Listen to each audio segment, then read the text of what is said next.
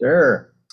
All right. So basically, what we thought with this workshop is to what do we do in the winter, and how do we get prepared, work on a project, get everything in order to make sure that we're set for the following year because we sort of get past construction season around November 1st. It's sort of like, oh, okay, didn't get it done. So what can I do this winter? So next slide, please.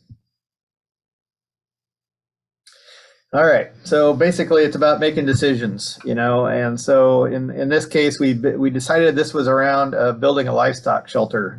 What does it take to do that? To make sure, for your animal health as well as the water quality benefits. So first of all, why do I need a livestock shelter? The type of the animal, or do you have something there already? What's your goal for that? Okay, where do I put it? And so we're going to get into that a little bit more later on, is how to find the right spot. Do I need a permit? I don't know. Let's figure that out. And then, since I got animals, what am I going to do with the manure? Because after a while inside, it's going to build up. And food. Gosh, if I'm going to build something, where do I keep the hay or whatever, depending on your animal? Where am I going to keep that? And do I want to have water and electricity? So these are just some of the thoughts or the thought process that's going to help you if you go through those steps. Going to help you make a decision on what you want to do. So go ahead, next slide.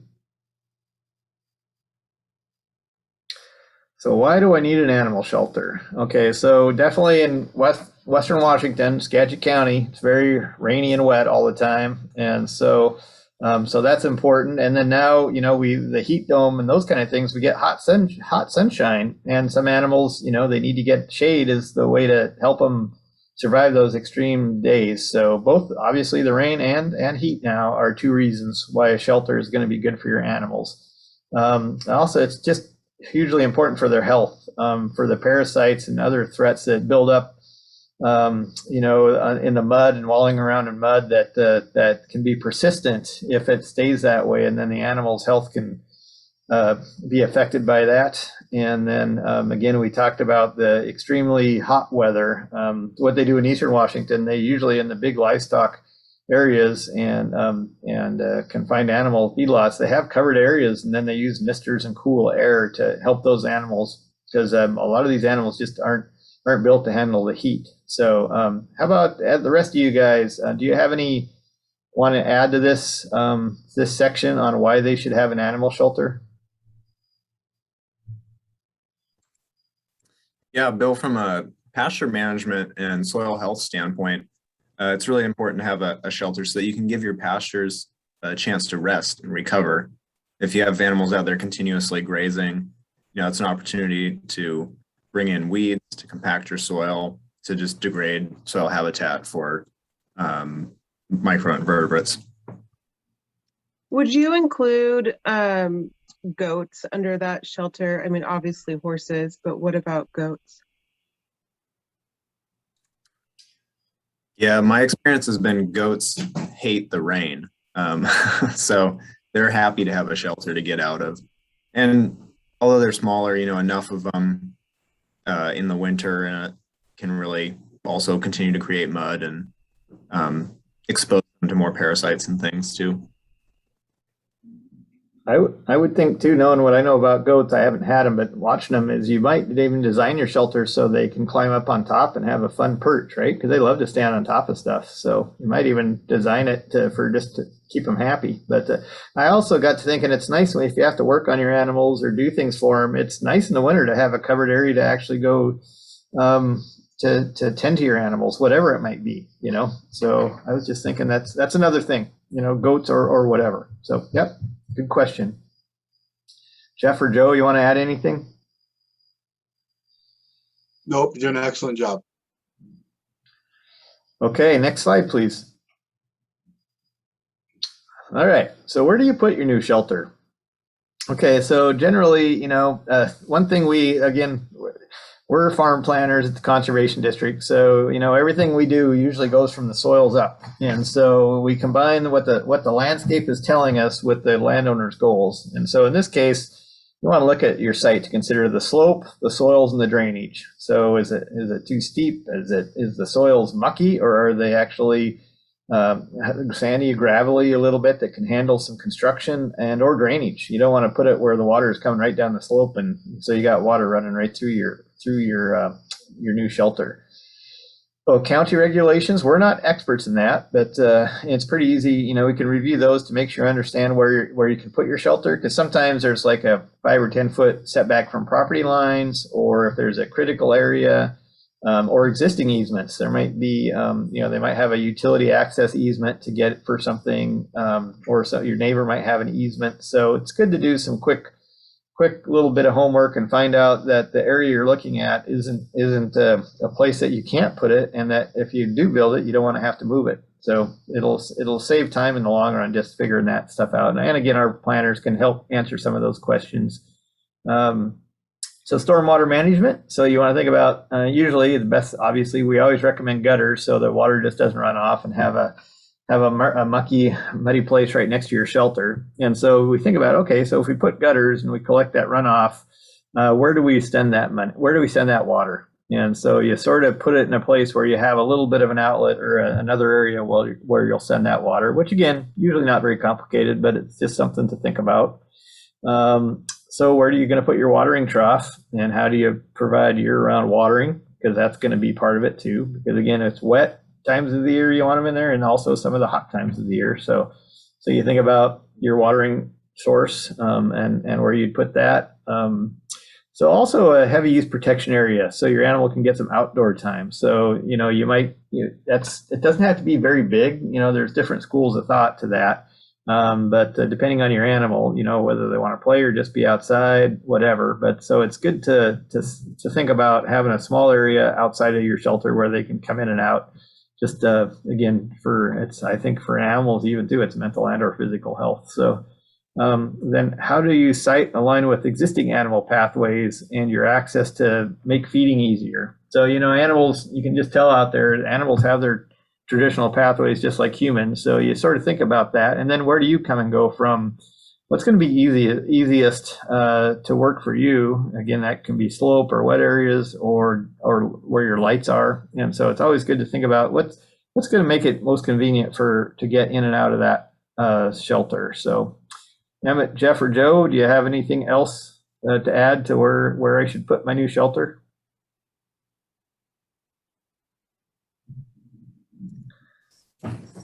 Yeah, just the big ones for me, I think you hit on these, Bill, is always chore efficiency, especially in the winter. How's it going to be easiest for you to do chores? And then just thinking about the topography and making sure that you can manage water, whether it's coming from on top of the shelter or uphill of the shelter. How do you effectively manage for that? When you say heavy use protection, are you talking about like a corral or round pen? I'll let you go, Emmett. Yeah, that would be one example. Basically, we're talking about a confinement area, or some people will call it a sacrifice area. So it's an area that you've hardened either, with rock or wood chips or something like that, depending on what your favorite thing is. So it's an area where you can keep them outside, but it doesn't turn to mud. So it's just, so in the wintertime, when you don't want them on your pastures from November to March, you give them an outside area. So yeah, we call it heavy use because you usually do something to it so it isn't totally muddy. And then you pick your manure from that area. Look at that. Joe's showing you an example of a heavy use area.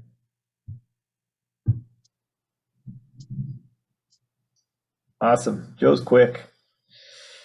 All right, next slide.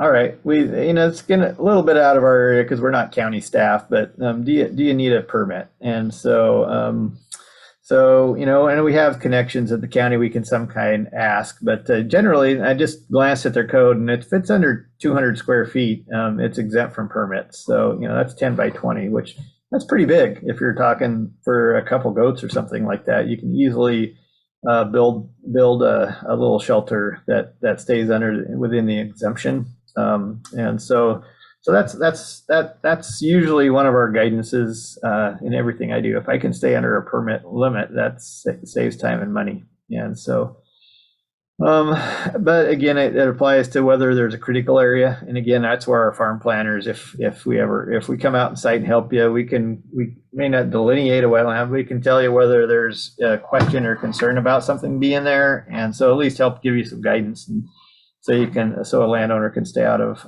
landowner can make smarter, more informed decisions on what they're doing. So again, I mentioned the setback from property lines. That's usually there, and that's usually a fire safety thing. Is just to make sure that there's access in and around all buildings to put fires out.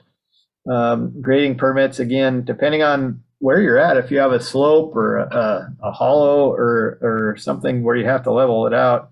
Again, I looked on their county's website while we were putting this together, and it was 100 cubic yards. It mentioned that if you stay below that, that's 10 dump trucks to make it relative. 10-yard dump trucks. So that's quite a bit of dirt. So it's always good to try to identify a site that doesn't take you into that grading permit, because nowadays that's a lot of work to submit for a grading permit. Probably might even require an engineer. And then the watering your livestock. Ecology changed the rules a little while ago that you used to just be able to irrigate or water your livestock in and out of the stream without a water right. And now they're reinterpreting that rule. So I would say if you're already doing something like that, it's an existing use, and so you're already doing it. But it's always something when you're considering your livestock watering, to probably look at your source that you have right there already that you're utilizing from the house. And it's probably not a big deal, but it's always something to be aware of. And again, our farm planners can help brainstorm and think out loud on depending on where you're putting your shelter, if there's a little more research needed on that. Joe, Jeff, or Emmett? Sorry, can I ask more questions? You bet. We're starting from scratch, so we have a lot of questions. Would water rights apply, like if you have your own well? Go ahead, guys, but I not usually. There's a limitations on the amount of water with your private well, and so go ahead. Speak to wells a little bit. So if you have a regular residential well or a permit exempt well, which is a well that you are legally allowed to put in, limited to 5,000 gallons per day, which that's a fair amount, and then that also allows for unlimited use for livestock watering, and for irrigation of a maximum of half an acre for non-commercial purposes. So that would be like your lawn, your landscaping, your personal garden, but not crop fields that are for sale, or you're selling stuff on. Okay.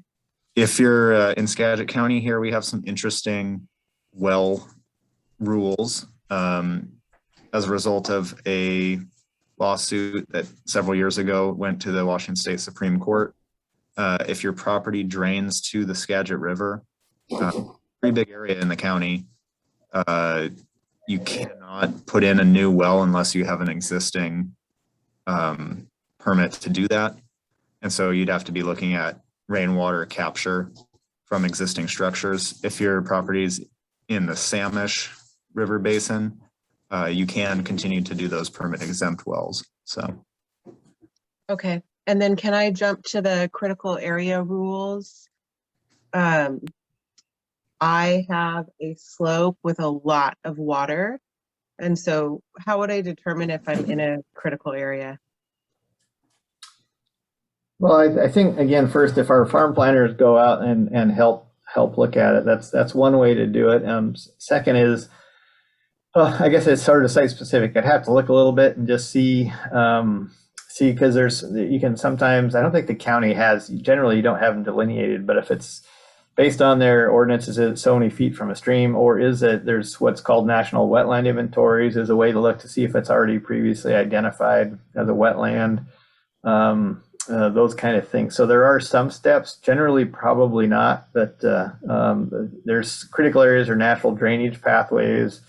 It depends on the percent slope to how steep it is. That can be part of it. So it's a little bit, it's hard to say without being out there, but that's again where our staff can go take a look, and then we can also ask sometimes without saying who, where, and what, and ask some of our other contacts, what do they think about this? without, actually having to go to the regulator yourself or whatever. So there are ways to try to get it figured out. Whenever it's wet like that, especially when it's new property, you don't want to steer water or do something that ends up dumping water on your neighbor and getting them mad, because then everything else goes to heck after that. So there's lots to think about on that. But yeah, we could probably help you answer that question. Okay, thank you. And just a reminder that the Conservation District is non-regulatory, non-enforcement, and everything we do with you is voluntary and confidential. Yeah, no, that's important. And one other thing, I guess, how long, Talitha, how long have you been on there? Because I'm always recommending people to make sure you go at least one full season, and then a year like this, it's not always the same. So the longer you're there, you can actually learn the natural functions of what goes on your property.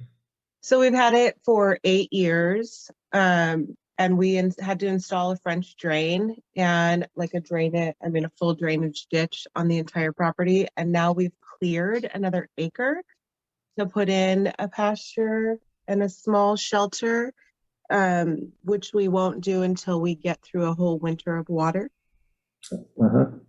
because it's very, very muddy. I think I had someone come out a couple years ago, but since I didn't have any livestock, they kind of said, well, we can't really help you. So I don't know if I have to have livestock actually on the property or if it's like, no, I'm planning to bring them in. I'll let Emmett. Go ahead, Emmett. Yeah, we're happy to help anytime. So there's no requirements to be a certain way or have a certain thing or livestock or any of that. Yeah, give us a call. We're happy to come out and take a look with it right now. So. Okay. Yeah, and as far as this winter, with everything, all the work you've done, I think that back again to your siting, and it's going to be pretty obvious this winter where it's still wet or where it's not wet, and what the logical spot is, And so, yeah, no, that sounds like you're going in the right order, getting things done right.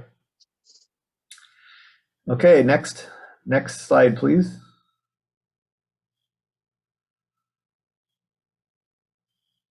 Okay, that's again, so a little bit on water quality. Benefit of having a covered structure is being able to pick the dry manure. So you're not dealing with just a bunch of mucky manure when you're trying to manage that.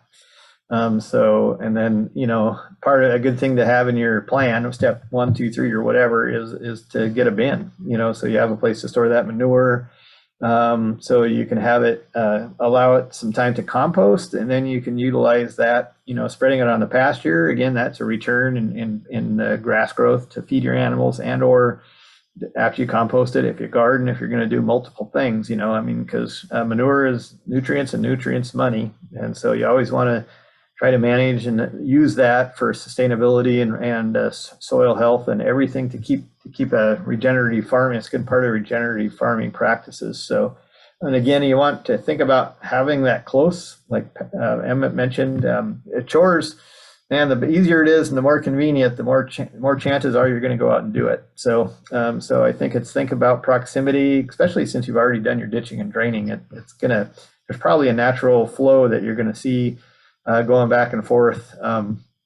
Maybe go out there and role play, right? And put on your virtual goggles and see, how do I want to do this? And then let's see. So again, I just mentioned in here, because some of the funding comes from funding designed to help protect our shellfish industries out there in Skagit and Samish Bays. And so the manure storage is important to that, because the reason they close the shellfish beds when bacteria levels get too high. And some of that's livestock, but some of it's pets, some of it's septics. It's not just agriculture, but that's one of I just putting that in here for our funders so they know that we bring up why this is important to the trying to help all the industries and all our natural resources successfully, do what they want to do, and we can all have good food that way. So, Emmett, Jeff, or Joe, you want to add anything?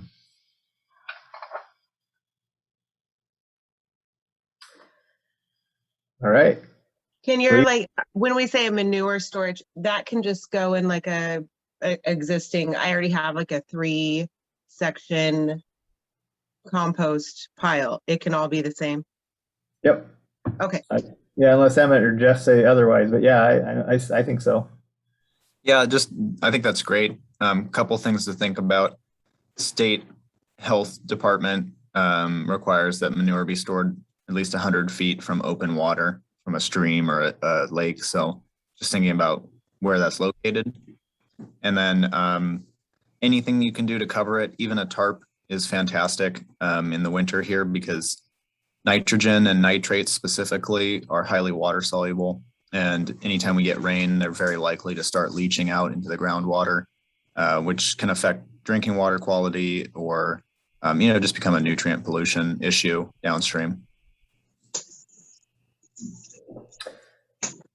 Yeah, that was a good point too. And that's one thing we didn't mention in the citing is we should say proximity to your drinking water well, right? Because not all of them are real deep. Some are deep, some aren't. And so you always want to protect wherever you site something like that with your animals. You want to take in consideration where your own personal drinking water source. Try to avoid, because I know in some concentrated areas there's with cryptosporidium and some things eventually get into the water table eventually. So you want to try to avoid that, introducing those pollutants in the first place. So,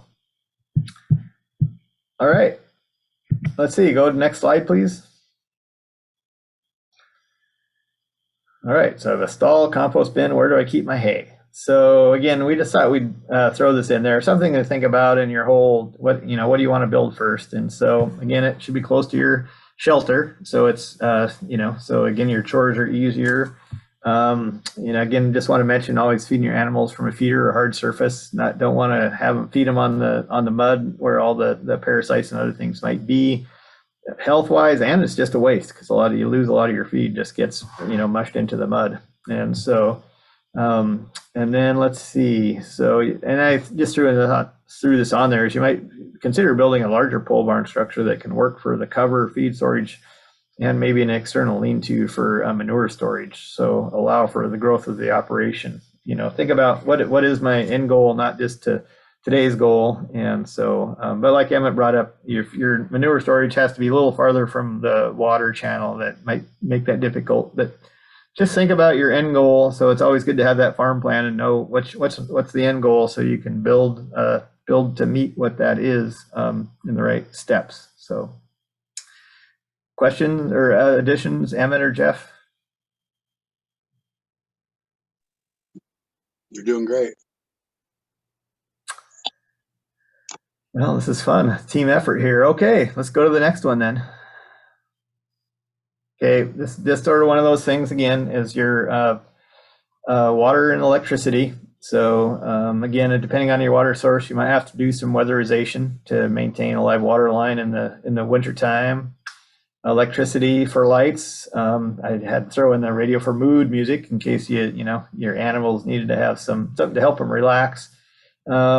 I think too nowadays just lights. I know in my own carport shelter at home now, I just have a solar powered light that when I do go out there in the dark times, it's on and off. And so there are ways to get light nowadays, but that can be limiting here definitely in the middle of winter.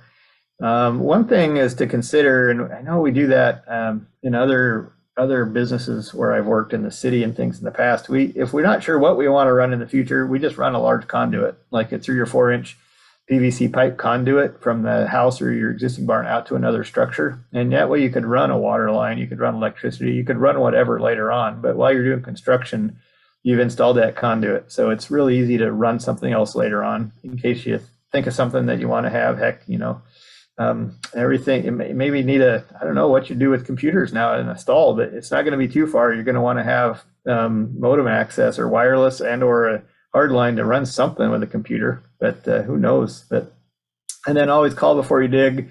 Want to put that on there. Just again, it's a good idea because it's free. You don't want to go do something and then break something and then come back and have to pay for a whole bunch. So that's a free service, something to think about. But, Emmett, Jeff, Joe, anything to add? PSE has a small farm energy improvement program. So if you have existing electricity out there, it's worth a call to them. And they can sometimes get you free light bulbs or change out your ballasts and things for free to improve your energy efficiency there.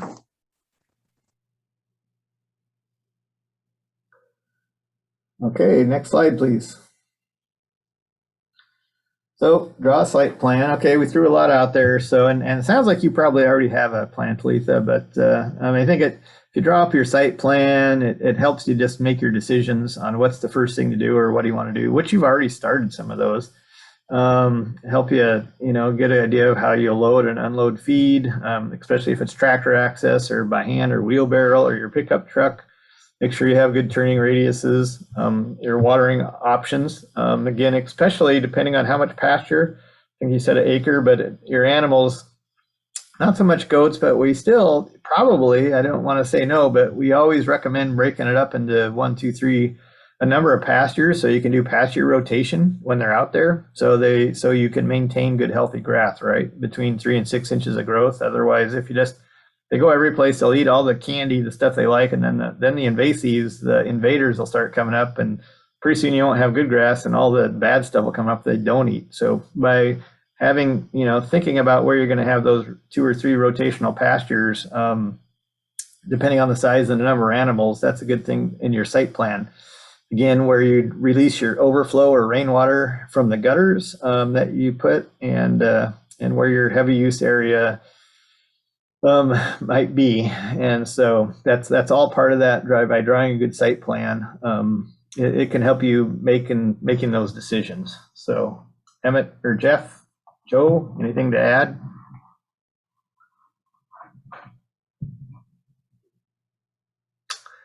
All right, and I think I don't know about you guys, but you think it's going to be something you have a plan, but after a while, you might have to tweak it a little bit. So because nothing seems like some things operate different, but yeah, owning that for 8 years, you should have a real good idea of already of what your plan is and how the property is going to serve that plan. So that's pretty cool. You've owned it that long. Okay, next slide, please. All right. Well, I guess that was the end of our presentation today. Just again, it was to help people think through what do they want to do in the off season to prepare and work towards their goals and get things done. So, do you have any more questions, Talitha? I think, can you tell me about the farm planner kind of support that there is when we're talking about somebody? Thank you. Yeah, go Emmett or Jeff. Sure. Well, we provide free technical assistance to folks in Skagit County. Emails anytime. We can also come out to your property and walk with you and discuss how your goals meet with the resources on your land there. And we can also help you put together a farm conservation plan to kind of just tie all of those things that we're thinking about or observing together, and to help point you to some different practices that we've seen work well on other farms that you could be implementing. And we can also help connect you with different grant opportunities. Our primary ones are through the state or the federal government, and we can apply for funds to implement some of these projects. So give us a call or an email anytime. Best to use just that generic one. Yeah, that works. Then that gets distributed to this whole group, and then depending on who has the workload and those kind of things, between the planners, that they'll sort of divvy it up so we can get out there and as timely as possible. Okay. And we have folks with expertise in farm planning. Joe is an expert in riparian or streamside plantings, native plants. And then we also have a forester on staff if you have forest land that you're interested in learning more about. Okay. Thank you. This was super helpful. Like, I'm already going to move my compost pile. So that was good to know. It's like, 20 feet from my well. So I will email just to have someone maybe come and walk around. We haven't even done the finish work on clearing. And it's super, super wet and it all drains down. We're relatively near, we're at like the top of the hill above the Samish River. So was a little concerned about that too. And there's no drainage plan for our neighborhood. So those have Yeah. been our challenges. Well, that sounds like, yeah, it's a perfect thing. We can get out there and just brainstorm, think out loud. You can share your goals, and then that's usually what it is okay, well, here's what we see, here's how it works. It's still, it's all non-regulatory, like Emmett said, and voluntary, but we're technical assistance is, our three things at Fenton Conservation District: technical assistance, outreach education, and then cost share. So that's what we're here for since 1942. So it's not a new thing. So yeah, be glad to help you, do the best that you can with your piece of property. Great. Thank you so much. This was awesome. Okay. Thank you very much for attending. Bye-bye. Bye.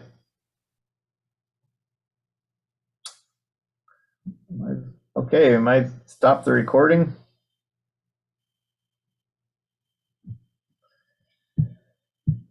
All right, well, good job, everybody, pitching in there.